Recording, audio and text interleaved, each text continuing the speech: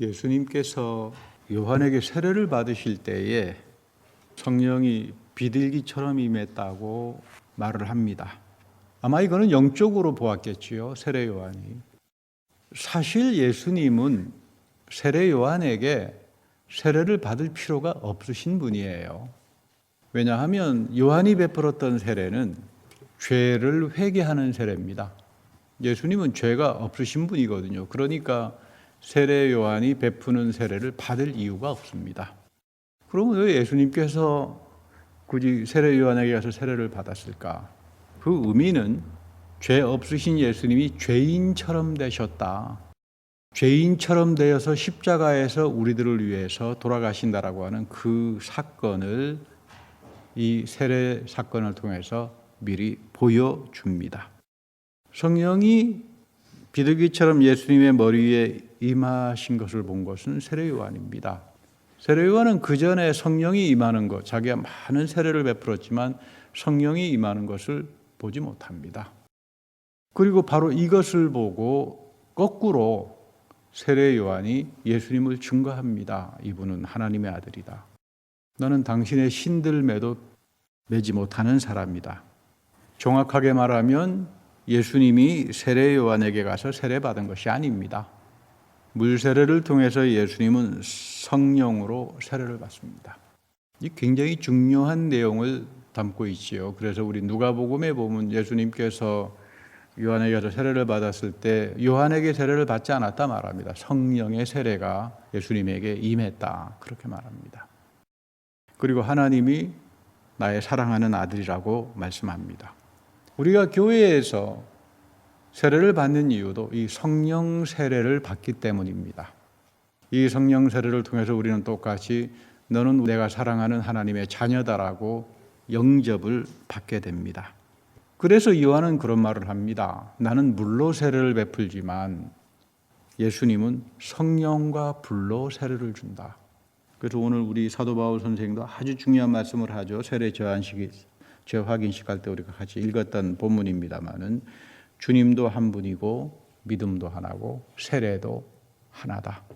그러니까 물 세례 따로 있고 성령 세례 따로 있는 두 개의 세례가 아니라 하나인 세례, 그리스도의 세례, 성부와 성자와 성령의 이름으로 베풀어 주시는 그 세례 하나밖에 없다. 이렇게 말을 하는 겁니다. 그리스도가 베풀어 주시는 세례는 성령 세례입니다. 물로 나를 깨끗하게 하고 불로 나의 죄를 태워버려서 하나님 앞에 깨끗한 사람으로, 하나님 앞에 성별된 사람으로, 하나님 마음에 합한 사람으로 만드는 것이 우리가 교회에서 받는 세례입니다. 성령은 우리에게 오셔서 예수 그리스도가 나를 위해 죄인처럼 십자가에서 희생하셨다. 성령은 나에게 오셔서 끊임없이 우리는 이 그리스도와 하나가 되게 하는 번제의 사건, 속죄의 사건이라고 말합니다. 그래서 바울은 이 세례를 뭐라고 표현하냐면 그리스도와 하나가 되는 영적인 죽음이다라고 말합니다. 우리는 세례 안에서 그리스도와 죽음을 경험합니다. 세상으로부터, 죄로부터, 잘못된 것에서부터 내가 죽어서 그래서 그리스도의 옷을 하나님이 우리에게 입혀주는 겁니다. 비둘기가 성경에 보면 맨 처음 기록되는 것이 창세기 8장 8절에 그 노아의 홍수 때에 나옵니다. 이 성경은 종종 성령을 비둘기에 비유해서 말합니다. 이 비둘기는 어린 양처럼 하나님께 속죄 제물로 바쳐지는 제물로 쓰여집니다. 그래서 우리는 비둘기를 보면서 예수 그리스도의 영인 성령을 생각합니다. 비둘기 같은 성령이다라고 하는 말은 이런 뜻이죠. 성령이 함께하는 사람들은 순결하고 비둘기처럼 유순하고 이웃과 더불어 화평을 누리면서 살아갑니다. 그러니까 여러분 주변에 성령이 충만한 사람들이 많으면 굉장히 좋습니다. 제가 늘 여러분들을 위해서 기도할 때도 우리 성도님들이 개개인이 성령을 충만하게 받고 살게 해 주십시오. 그 성령의 별명이 세 가지가 있잖아요. 우리에게 오시면 위로합니다. 그리고 우리를 조언합니다. 명철하게 성령께서 우리를 조언해 주시니까, 그리고 나의 연약함을 하나님 앞에서 대신 변호해 줍니다. 이 성령이 여러분들에게 임하게 되면 여러분 역시 세상에 나가서 위로하는 사람들이 되고 명철한 지혜를 가지고 사람들을 조언해주는, 영적인 조언을 해주는 사람이 되고, 남이 연약하고 힘들었을 때 그를 하나님 앞에 대신 중보하고 보호해주는 그런 역할을 하는 사람을 가리켜서 우리는 성령의 사람이라고 말을 합니다. 요엘 선지자는 예레미야의 제자입니다. 주님의 마지막 날에 하나님께서 영을 부어주신다, 예언합니다. 예언이라고 하는 건 굉장히 중요합니다. 예언은 계시하고 연결이 됩니다. 계시라고 하는 말은 하나님이 스스로 드러냅니다. 여기에 인간은 뭐 하나 갖다 붙일 수가 없어요. 하나님이 스스로 드러내신다. 예언자들에게 하나님께서 스스로 말씀합니다. 여기에 대해서 예언자들이 자기 생각을 갖다 붙이거나 하지 않습니다. 이 하나님께서 스스로 우리에게 말씀하실 때, 이 계시가 드러날 때 이 계시를 담는 언어의 형식이 예언입니다. 예언으로 옵니다. 그러니까 이 예언을 풀어가는 사역을 우리는 예언자들의 사역이라고 말을 하죠. 성령의 사람은 명철한 사람입니다. 하나님 말씀의 계시와 예언이 그 신령한 세계가 열리는 사람들이기 때문에 이상한 말 갖다 붙이지 않습니다. 오늘 굉장히 중요한 내용은 예언 사역이 지금 요엘에게서 어떻게 일어나는가? 하나님이 예레미야에게 유명한 예레미야 31장에서 새 언약의 계시를 줍니다. 성령을 부어주신다, 그 이야기입니다. 이걸 지금 에스겔이 이어가죠. 그리고서 마지막 그 세대의 제작격인 요엘이 이 예언을 하면서 성취가 됩니다. 예언이 성취가 되는 게 오순절날 성령 강림절 사건입니다. 그런데 중요한 것은 오순절날 성령 강림이 있었을 때에 사도 베드로가 요엘에 오늘 읽었던 이 본문을 인용하면서 설교를 하는데, 베드로의 설교 속에 이미 예언이 풀리고 성취되는 그 사역을 지적해 줍니다. 그러니까 예레미야에게 하신 예언과 오늘 요엘에게 하신 예언을 곰곰이 살펴보면 다릅니다. 이게 예언 사역입니다. 예레미야에게 하신 하나님의 새 언약의 계시와 언약에는 이스라엘 사람들을 위한 겁니다.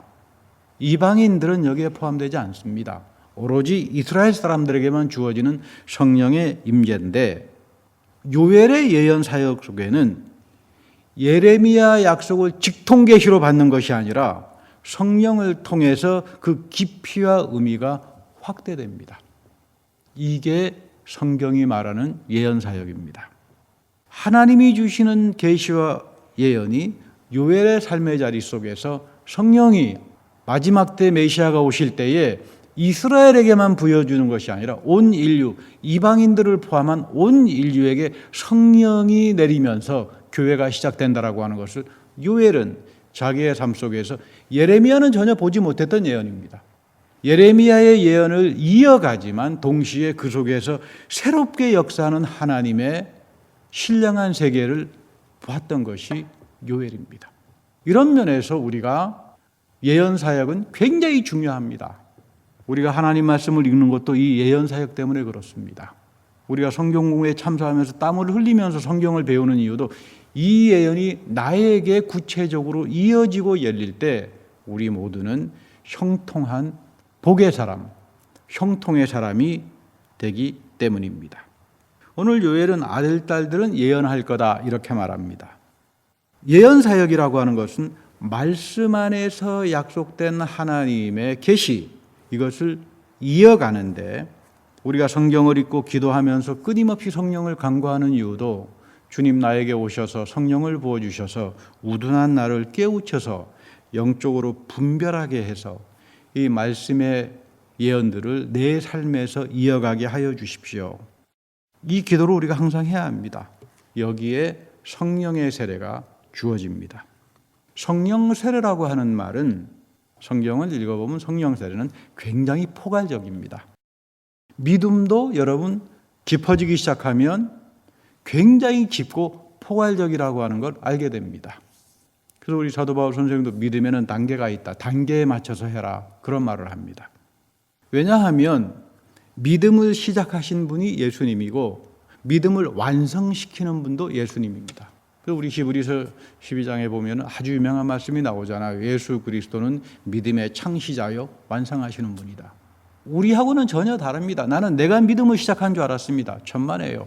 그리스도가 내 믿음을 시작하고 마지막 이 믿음을 깊게 하고 넓게 하고 크게 해서 믿음의 완성을 통해서 온갖 모든 것들을 부어주시는 그 주인도 예수 그리스도인데, 믿음의 시작부터 믿음의 완성이라고 하는 그 속에서 성령 세례는 끊임없이 우리에게 부어지는 겁니다.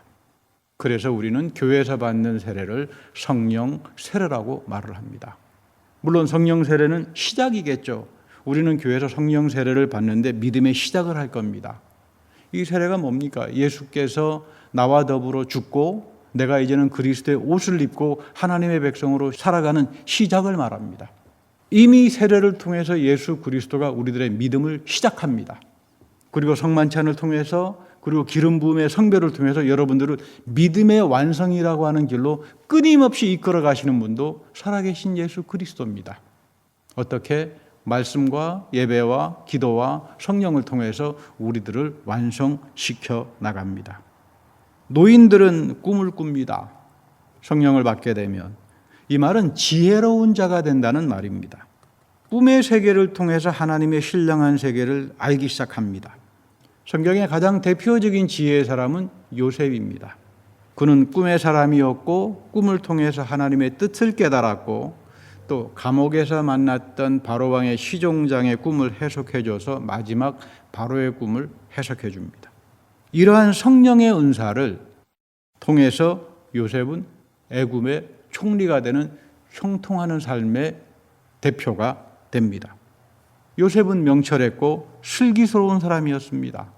요셉이 가는 곳에 위로가 있었고 요셉이 가는 곳에 지혜로운 조언이 있었고 요셉이 가는 곳에 모든 연약한 백성들, 이스라엘 백성들이 변호를 당하는 그런 성령의 사람의 대표적인 모습을 우리는 요셉에게서 만나게 됩니다. 그래서 우리는 성령 세례를 끊임없이 강구해야 됩니다. 나의 믿음의 시작에서부터 완성에 이르기까지 하나님 나에게 끊임없이 성령의 세례를 부어주셔서 나를 지혜롭게 하고 위로하게 하는 사람이 되게 하고 명철한 사람이 되게 해주시고, 이런 삶의 믿음의 과정 속에 있는 사람들에게 하나님은 넘치는 은사로 채워줍니다. 신앙생활이라고 하는 것은 시작에서부터 마지막까지 성령이여 나를 충만하게 다스려 주십시오, 이 기도하다가 끝나는 것이 우리들의 믿음의 출발점이고 그리고 마지막입니다. 젊은 사람들은 환상을 봅니다. 여기서 말하는 환상은 미래의 비전을 말합니다. 비전은 환상입니다. 바벨론 포로에서 풀려난다 너희들이, 젊은이 되어 너희들이 결국 바벨론 포로에서 풀려나니까 그리고 예루살렘으로 되돌아갈 거다. 이 미래의 비전을 요엘은 성령을 받은 젊은 사람들에게 보여줄 거다. 하나님께서 이 말씀을 하는 겁니다. 비전을 가짐으로써 미래에 대한 소망을 갖습니다. 환상이라고 하는 것은 자기가 알지 못하는 몽롱한 것을 보는 게 환상이 아니라 미래에 나타날 비전을 성령이 주시는 믿음을 가지고 보는 겁니다. 그래서 믿음의 가장 마지막 단계는 보는 겁니다. 처음의 단계에서 우리는 믿습니다라고 시작할지 모르지만 바울은 믿음 안에서 우리는 희미하지만 보기 시작한다. 그래서 믿음의 마지막 완성의 단계는 보는 겁니다. 뭘 봅니까?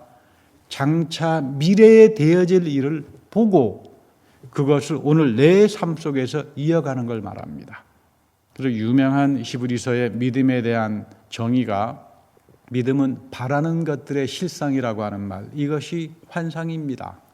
이것을 비전이라고 영어에는 번역이 되어 있습니다. 소망이라고 하는 것은 내가 무슨 현실성이 없는 것을 백일몽처럼 꿈꾸는 것도 아니고 자기 소원 성취를 바라는 게 여러분 환상이 아닙니다. 비전이라고 하는 건 구체적인 것이고 나는 성령이 내 안에서 끊임없이 성령의 세례를 통해서 부어주시는 믿음 안에서 그리고 말씀의 세계를 통해서 장차되어질 소망을 나는 오늘 이 자리에서 성취하면서 기뻐하면서 살아가게 될 겁니다. 바울은 이것을 어려운 말로 아라봉의 은사다 이렇게 말합니다. 너희들에게 성령이 오셔서 성령 세례를 통해서 믿음이 만들어질 때 믿음을 성령의 은사로 받는 사람들에게는 아라봉의 세계가 열린다. 장차 되어질 것들을 여기에서 개런티하면서 보증하면서 살아간다. 이 정도 차원은 내가 확신한다. 이런 이야기하고는 차원이 다릅니다. 개런팅이 됩니다. 미래의 것들이 내 믿음 안에서 완전한 보증이 돼서 그러니까 나는 소망을 갖게 됩니다. 그래서 소망이라고 하는 말은 장차 되어질, 이루어질 수도 있고 이루어지지도 않을 수도 있고 이런 말이 아닙니다. 예언은 소망과 연결이 되고 아라봉의 은사하고 연결이 됩니다. 아라봉의 은사를 가진 사람들이 예언을 하는데 이건 소망이에요. 그래서 성경에서 소망은 믿음의 미래적인 표현이라고 말합니다. 그러니까 절대로 틀리지 않습니다. 그래서 아라봉, 보증이라고 표현하는 겁니다. 여러분 개런티 되면은 틀릴 수가 없잖아요. 그러니까 여러분 예언의 은사는 누가 한다? 개런티를 할 수 있는 사람들만이 예언을 할 수 있는 거예요. 사도 바울이 그랬던 사람들이죠. 그러니까 여러분 이 단순한 정보 지식이라고 하는 게 참 위험해요. 여러분 단순한 정보 지식을 갖게 되면 쉽게 미혹당해요. 지식이라고 하는 것은 자기가 땀을 흘리면서 연구도 하고 땀 흘리면서 읽으면서 실험해야 되고 이게 왜 저런가 그러면서 여러분 내가 소화가 되잖아요. 이렇게 소화된 지식은 자기를 강하게 만들죠. 믿음도 그런 거예요. 여러분 성경 지식도 그런 겁니다. 귀동량으로 몇 개 들어가지고는 여러분 미혹당합니다. 땀 흘려야 돼요. 읽어야 됩니다. 그리고 내가 삶 속에서 실천하면서 실행하면서 체득이 돼야 돼요. 그 지식이 진짜 하나님께서 주시는 성령의 은사가 되는 거죠. 오늘 예수님께서는 마태복음 본문에서 모든 민족을 제자로 삼아서 아버지와 아들과 성령의 이름으로 세례를 주라 말합니다. 이름이라고 하는 뜻은 굉장히 중요합니다. 성경에서. 하나님 당신 이름이 뭡니까? 모세가 물었죠. 나는 스스로 있는 자다 이렇게 우리말로 번역이 되어 있습니다만 사실 그 말이 번역이 안 됩니다. 번역이 안 되는 말이에요. 굳이 직역을 한다면 나는 장차 앞으로 있을 뿐이다 그런 뜻입니다. 번역이 안 돼요. 이거를 스스로 있는 자다 이렇게 번역하니까 좀 이상합니다만 그 말은 뭐냐면 너희들의 언어로는 인간의 언어로는 모세야 너는 나에게 나의 이름을 부를 수 없다 그 말이에요. 하나님이 스스로 계시해 주기 전까지는 너 멋대로 나의 이름을 부르지 못한다 그 뜻입니다. 성부의 이름과 성자의 이름과 성령의 이름으로 여러분들이 세례를 받습니다. 이 이름의 굉장한 의미가 여러분들의 삶 속으로 들어가는 거죠. 하나님의 이름이 나와 함께한다. 하나님께서 평생에 걸쳐서 나의 믿음 속에 하나님의 거룩한 이름이 내 삶에 성령을 통해서 임재한다. 세례를 통해서 여러분들의 삶에 하나님의 영광이 나타납니다. 이것을 가리켜서 우리 히브리 말로는 쉐킨나라고 말을 하죠. 하나님의 쉐킨나의 영광의 강체가 하나님의 영광의 빛이 여러분 하나님의 영광이 드러날 때는 빛으로 드러나잖아요. 그렇게 하나님의 영광의 빛이 그리스도의 옷을 입은 여러분들에게 비춰지기 시작하고 능력이 나타나고 성령이 주시는 열매가 나타나고 은혜가 드러나면서 여러분들은 하나님의 거룩한 백성으로 살아가게 되는 겁니다. 그래서 여러분 성령을 충만하게 받아야 합니다. 성령을 충만하게 받는다라고 하는 말은 얼굴이 빨개 가지고 감정적으로 충만 여러분은 이렇게 충만이 아니고요. 충만이라고 하는 뜻은 성경에서 다스려지는 걸 말해요. 하나님의 권능과 하나님의 영으로 내가 완전히 다스려질 때 그것을 충만이라고 말합니다. 그러니까 하나님이 성령으로 나를 채워줄 겁니다. 내 감정을, 내 생각을, 내 마음을 그리고 마지막에는 내 영을 붙들어서 나를 다스리고 하나님의 것으로 채워지는 것 이것을 가리켜서 충만이라고 말합니다. 그러니까 충만이라고 하는 말은 하나님의 성령에 의해서 하나님의 영에 의해서 내 감정과 생각과 지식과 모든 것들이 다스려지는 거로구나. 하나님 나라라고 하는 뜻이 바로 하나님이 다스리는 걸 말하거든요. 내가 그래서 성령이 충만해지면 하나님이 나를 다스리는 성전이 되는 거예요. 그러니까 여러분들이 교회에서 성별을 받잖아요. 이제 나는 하나님께서 말씀과 성령을 통해서 다스려지는 사람, 그래서 하나님 나라의 영광이 내 삶 속으로 치고 들어오는 그 삶을 살겠습니다. 이것 때문에 교회에서 여러분들이 성별을 받는 겁니다.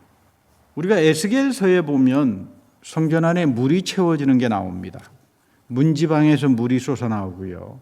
물이 바깥으로 흘러나가는데 가서 보니까 물이 발목에 채워지기도 하고 무릎에 채워지기도 하고 허리까지 올라왔는데 나중에는 헤엄을 쳐야만 갈 수 있는 이 성령께서 물로 드러나는 생명의 물로 드러나는 현상을 말합니다.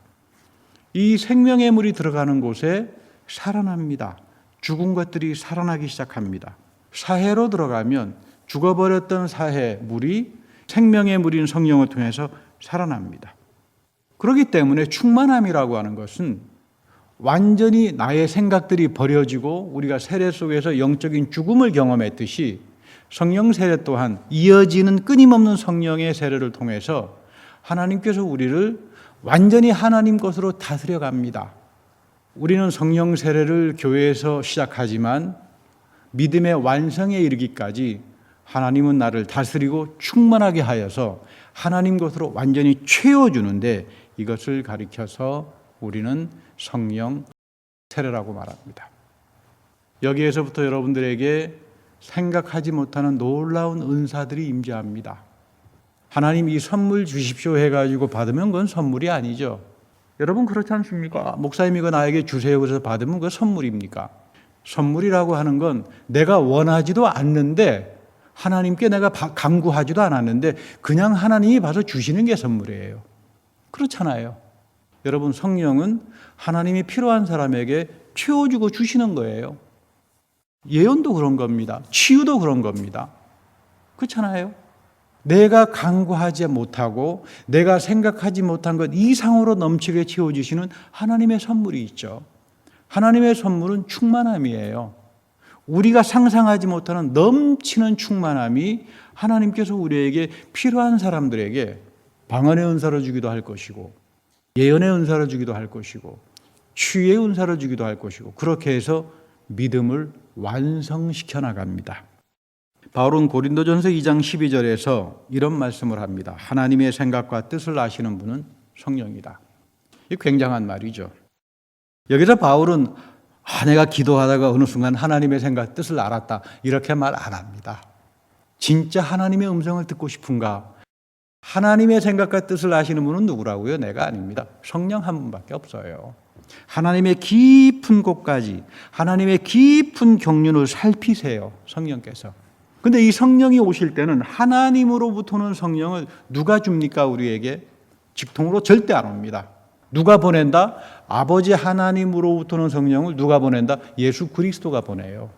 이 부분을 이해하지 못하니까 모두가 다 성령에 대한 이해에서 다 뒤집어 넘어가 버리는 겁니다. 성령에 대한 완전한 오해를 해버리는 겁니다. 예수님이 가리킨 성령은 아버지의 깊은 경륜을 살피시는 그 성령을 누가 보낸다? 예수 그리스도가 보내는 거예요. 그래서 예수 그리스도가 여러분들을 성령으로 세례를 주시는 겁니다. 이 뜻은 너무나 깊기 때문에 오늘 제가 설교 시간에 말씀을 안 드리겠습니다. 다음 시간에. 그러면 아버지로부터 오는 영을 그리스도가 보낸다는 그 성령의 의미는 무엇일까? 그 부분에서 제가 다음 시간에 한번 여러분들과 성경 공부 시간이든 설교 시간이든 서로 말씀을 나눌 기회가 있을 겁니다만은 여기서 중요한 거는 바울은 이런 말을 합니다. 우리는 세상의 영을 받은 자들이 아니다. 바울은 영이라고 하는 말을 쓸 때 단순한 영을 말하지 않습니다. 내 존재의 근거를 영이라고 말합니다. 내 몸과 마음과 영혼과 모든 내가 살아가는 생명의 근거, 근원이 다시 말하면 영이다. 그러니까 영이 없으면 죽은 자라고 말을 하는 거죠. 너가 아무리 세상에 나가가지고 잘 먹고 잘 산다 그러더라도 너 속에 하나님의 영이 없으면 넌 죽은 자다 그 말이에요. 이건 마찬가지로 세상의 영도 똑같은 거예요. 바울이 영이란 말을 쓸 때는 세상도 이것 없으면 살지 못하게 하는 영이 있어요. 세상에서 살려면 돈이 있어야 되잖아요. 명예도 있어야 되잖아요. 권력도 있어야 되잖아요. 이거를 가리켜서 총칭해서 바울은 세상의 영이라고 말을 하는 겁니다. 세상에 나가게 되면 세상에서 주는 영을 받아야만 삽니다. 교육도 받잖아요. 그 교육을 제대로 잘 받아야 직장도 제대로 가질 거 아닙니까? 돈도 있어야 될 거 아니에요. 그런데 바울은 오늘 중요하게 이야기하는 게 우리는 교회 안에서 세상의 영을 받지 않는다. 그러니까 교회 안에서는 좀 여러분 불편한 게 있습니다. 세상에서 무슨 뭐 권력이 많고 명성이 많고 교육이 많은 사람들이 교회에서 별 재미없습니다. 그들이 받은 세상의 영이라고 하는 건 아무런 의미가 없어요. 교회에서는 하나님의 영을 받아야 돼요. 그리스도가 보내주신 이 하나님의 영을 받아야 되는데, 이 영을 받을 때에 충만함이 나타나고 하나님의 다스림이 나타나고 지혜가 드러나고 꿈을 꾸기 시작하고 환상을 보기 시작하고 장차 되어질 미래의 것들을 오늘 나의 믿음 속에서 보증하고 예언의 말씀이 풀려지고 형통하고 총명해지고 복된 삶을 받게 되는 겁니다. 우리 믿음의 시작에서부터 마지막까지 항상 성령의 세례를 간구해야 합니다. 여러분들은 교회에서 베풀어 주시는 아버지, 아들과 성령의 세례를 받고 이걸로 끝나는 것이 아니라 마지막 믿음의 완성, 내 몸의 부활을 내 마음속에서 이제 내가 죽고 부활하겠구나. 여러분들의 영 가운데 그리스도의 생명의 부활이 터져 나오는 그 믿음의 완성에 이르기까지 하나님은 끊임없이 성령의 세례를 통해서 여러분들을 지혜롭게 하고 여러분들을 은사로 채워주고 여러분들의 삶을 풍성하게 다스려 나갑니다. 여러분들의 인생이 이런 성령의 세례 안에서 복된 삶이 되기를 축복합니다. 다 같이 기도하겠습니다. 사랑과 은혜 하나님, 우리의 믿음의 시작에서부터 믿음의 완성까지 성령께서 시작하셨고 그 선한 일을 그리스도가 시작하셨고 우리가 이 믿음의 순례의 길 속에서 늘 성령을 간구하며 성령께서 내 마음과 생각과 지식을 다스려 주시며 하나님의 것으로 충만하게 채워 주시옵소서. 우리 모두가 다 주님 앞에서 하나님의 성전으로 복된 자녀로 살아가기를 원합니다. 우리 구주 예수님의 이름으로 기도합니다. 아멘.